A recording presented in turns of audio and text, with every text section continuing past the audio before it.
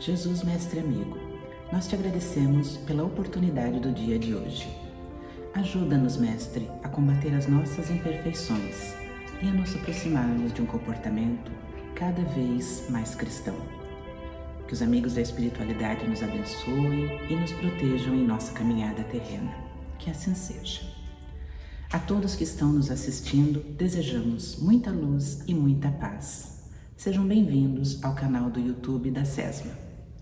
E disse Jesus: um certo homem tinha 2 filhos, e o mais moço disse ao pai: Pai, dá-me a parte da fazenda que me pertence. E o pai repartiu por eles a fazenda. E poucos dias depois, o filho mais novo, ajuntando tudo, partiu para uma terra longínqua, e ali dissipou sua fazenda, vivendo dissolutamente. E havendo ele gastado tudo, houve naquela terra uma grande fome, e começou a padecer necessidades. E foi, e chegou-se a um dos cidadãos daquela terra, o qual mandou para os seus campos para apacentar porcos. E ele desejava encher o seu estômago com as bolotas que os porcos comiam, e ninguém lhe dava nada. E caindo em si, disse: quantos trabalhadores de meu pai têm abundância de pão, e eu aqui pereço de fome. Levantar-me-ei e irei ter com meu pai e dir-lhe-ei: Pai, pequei contra o céu e perante ti. Já não sou digno de ser chamado teu filho. Faze-me como um dos teus trabalhadores. E levantando-se, foi para seu pai.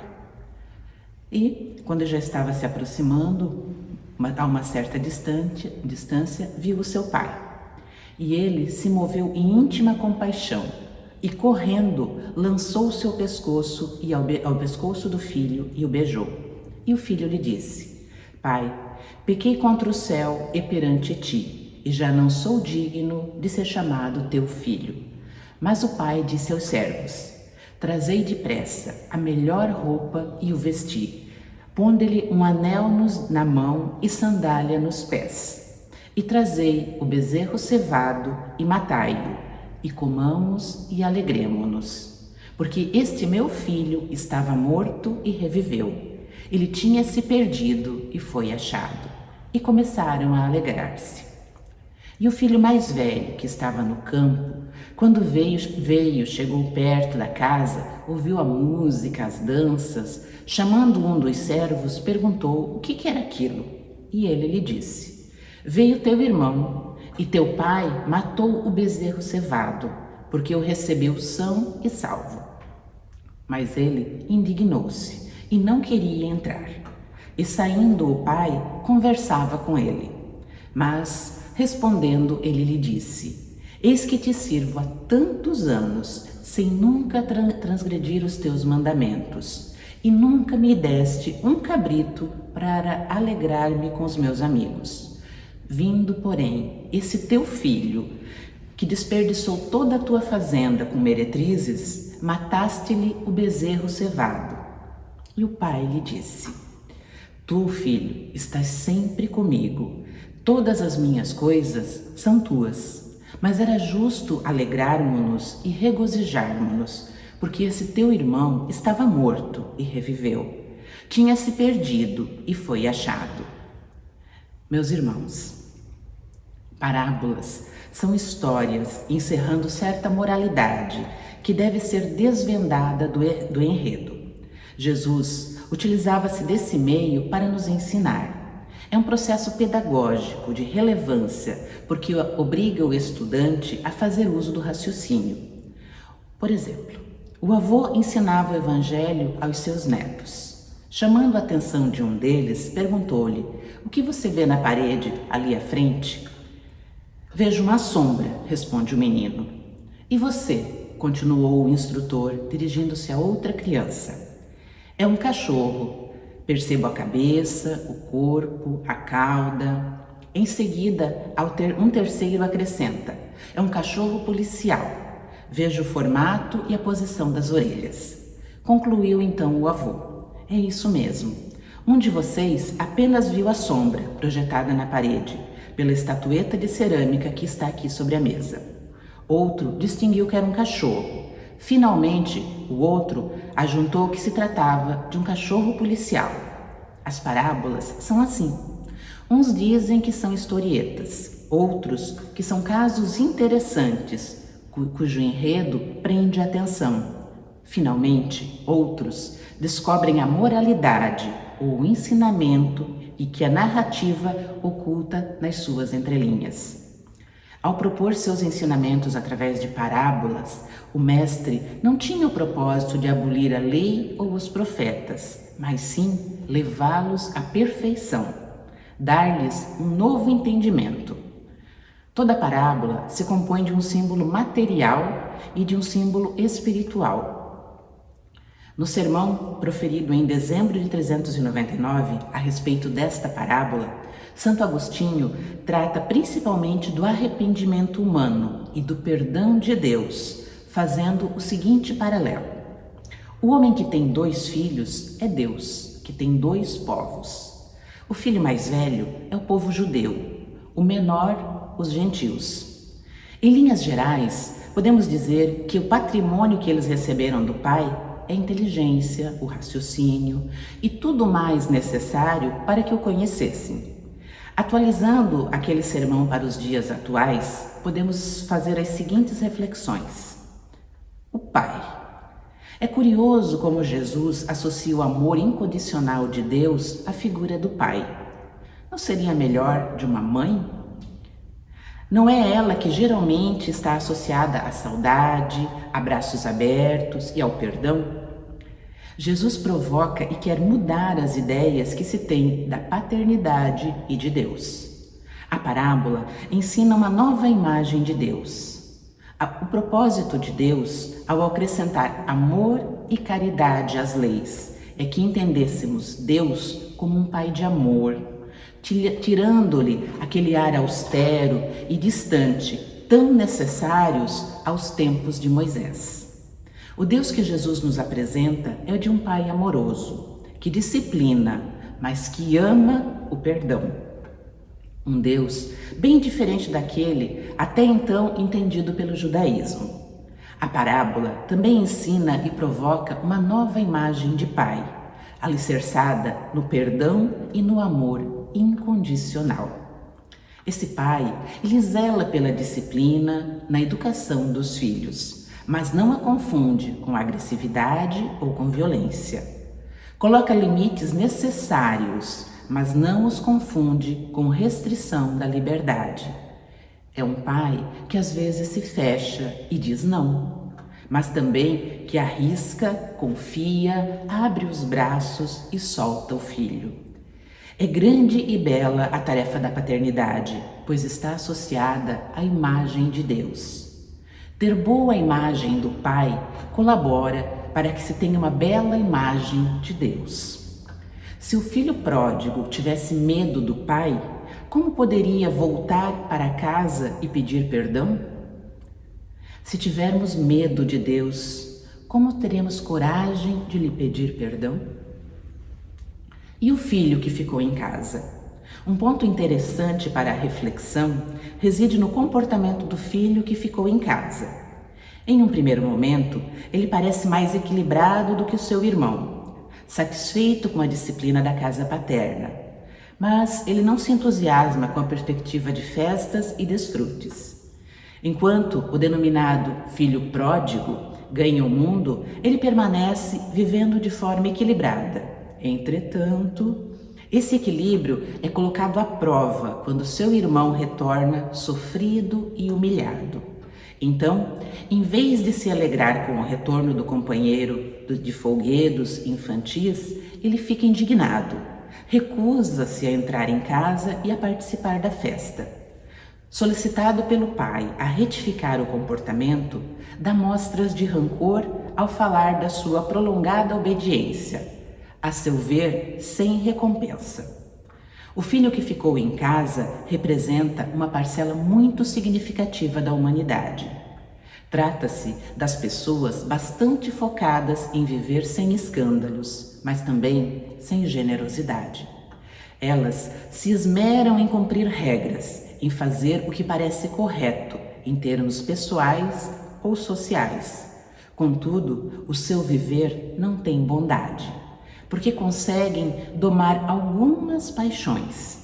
Criticam asperamente quem a elas sucumbe. Muitas chegam a desejar a dor e a desgraça para aquele que comete deslizes, ou se permite de viver de forma desregrada. Essas pessoas são, em sua severidade, não entendem o essencial das leis divinas. Essas leis não existem para cercear todos os passos das criaturas. Elas são um roteiro de liberdade e de felicidade. Uma vida digna e profícua é resultado da internalização dos códigos divinos. Com essa internalização, é incompatível com o coração rancoroso e ressequido. É preciso bondade e leveza para uma correta compreensão da lei de amor que rege os mundos. Embora, com necessidade de experiências diversas, todos os homens são irmãos e se assemelham em sua essência. Para viver em paz, urge identificar-se com o próximo e ser feliz com a felicidade dele. A vida trata de providenciar as reparações e as lições necessárias. O papel dos homens consiste no auxílio mútuo e na vivência da fraternidade. Mas e o filho pródigo? É a imagem do cristão que se afasta da observância das leis de Deus, que tem uma sequência progressiva de falhas, ou seja, a soberba que afronta o pai, o desamor que abandona a casa paterna. Dos 2 filhos, o mais moço, o mais inexperiente, exige a sua parte da herança. Tendo recebido o patrimônio em sua irreflexão, fascinado pelos prazeres do mundo, ajunta tudo e parte para um país muito distante. É o esquecimento do Criador.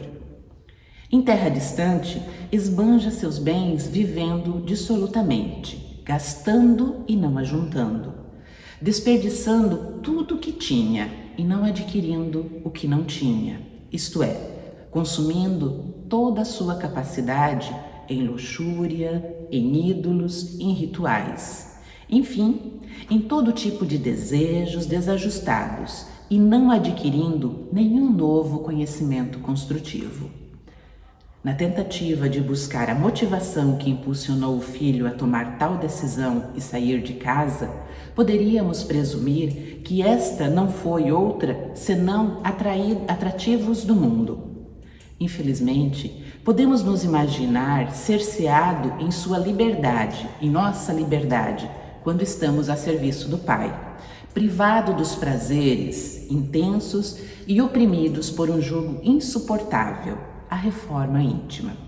Assim sendo, rebelamo-nos, afastamo-nos de Deus e atraímos a miséria e o sofrimento. Os bens que levaram o rapaz chegaram ao fim, em um tempo que não conhecemos. Desprovido desses bens, perdeu os amigos de orgia. À margem de Deus, por entregar-se a seus próprios recursos, sua falência financeira foi constatada pelo seu novo emprego. Oprimido pelas suas necessidades, foi apacentar porcos. Sua fome é tamanha ao extremo ponto de desejar alimentar-se das vagens dos porcos, sem poder saciar-se. Vagens são as vistosas doutrinas do mundo. Servem para ostentar, mas não para sustentar. Até que, por fim, nesse desprezível trabalho, contrastando a tristeza de sua vida, tomou consciência do lugar em que tinha caído, do quanto tinha perdido. Reparamos o que diz o Evangelho, caindo em si. Primeiramente, voltou-se para si, e só assim pôde voltar-se ao Pai.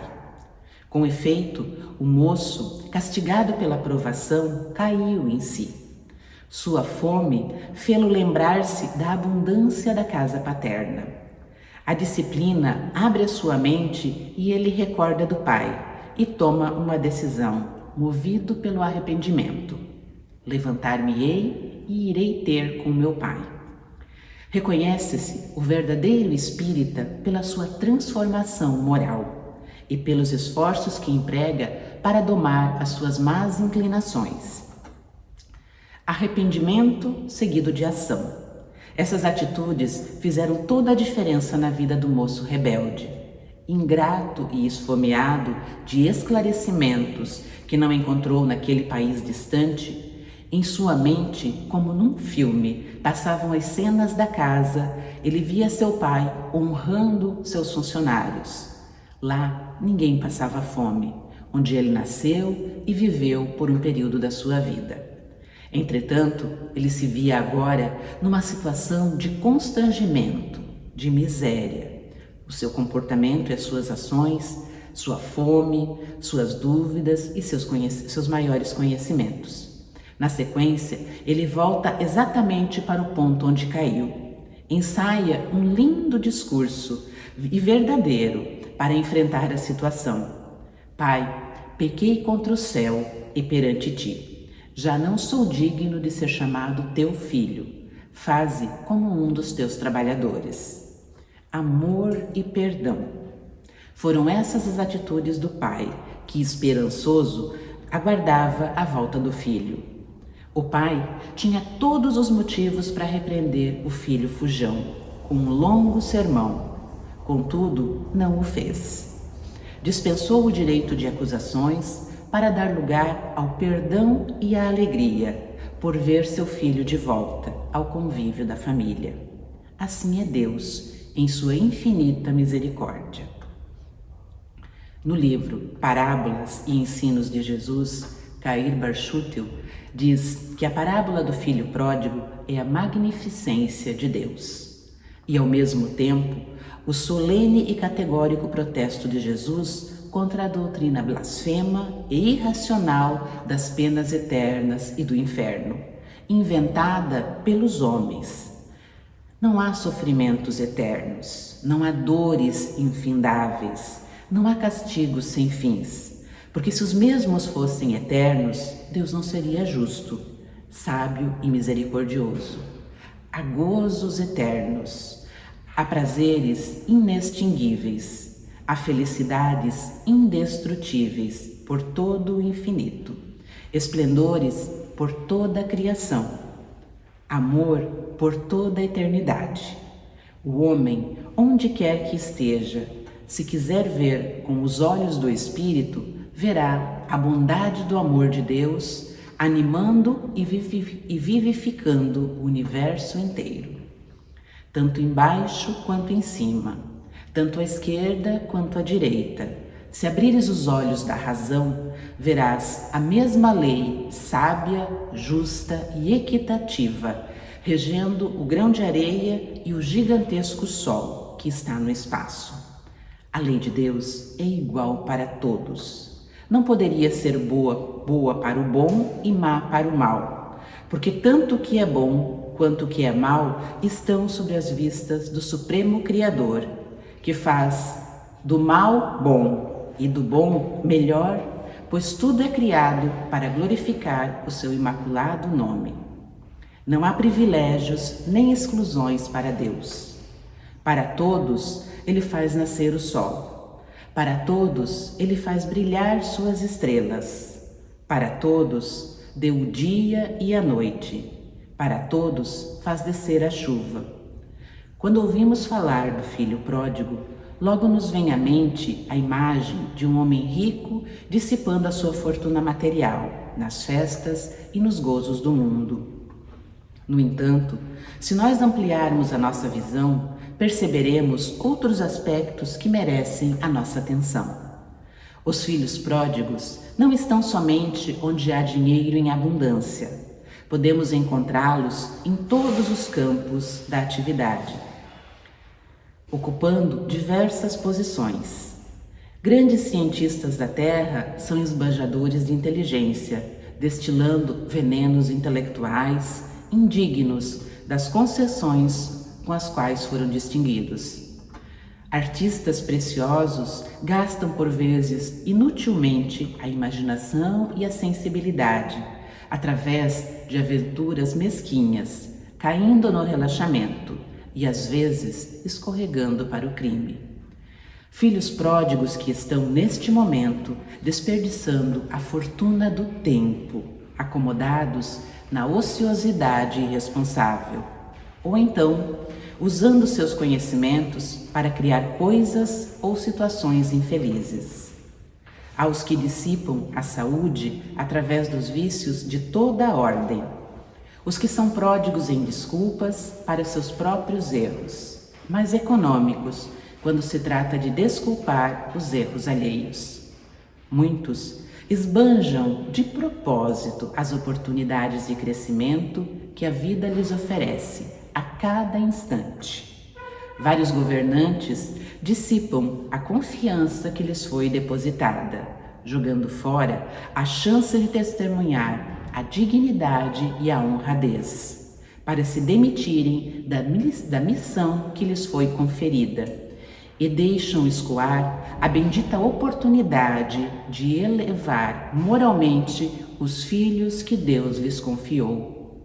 Filhos pródigos, somos quase todos nós, deixando passar as oportunidades de calar uma ofensa, de evitar um ataque de ira, de conter um comentário maldoso. Temos sido ávaros ou comedidos quando se trata de doar-nos, de oferecermos algo de nós mesmos. Somos econômicos quando alguém nos pede um minuto de atenção, um favor qualquer, mas pródigos em passar as horas ocupando-nos com coisa alguma. Economizamos bons modos e distribuímos palavrões, críticas azedas, queixas sem fim. Não economizamos palavras vazias, mas custa-nos falar bem de alguém ou de alguma coisa. É importante que pensemos um pouco a respeito do uso que temos feito de tudo que nos é concedido: tempo, saber, saúde, oportunidades. E de acordo com as leis que regem a vida, tudo que se esbanja fará falta, hoje ou mais tarde. É bom verificar se não estamos sendo pródigos demais com as coisas ruins e economizando virtudes ou deixando de cultivá-las. Os obstáculos que criamos na estrada evolutiva só retardam a nossa felicidade. Enquanto nos destivermos nos caminhos estreitos dos enganos, não perceberemos a grande avenida iluminada que nos conduzirá ao Pai. Essa avenida é a mensagem do Cristo, pois a afirmativa é dele: eu sou o caminho, a verdade e a vida. Ninguém chegará ao Pai senão por mim.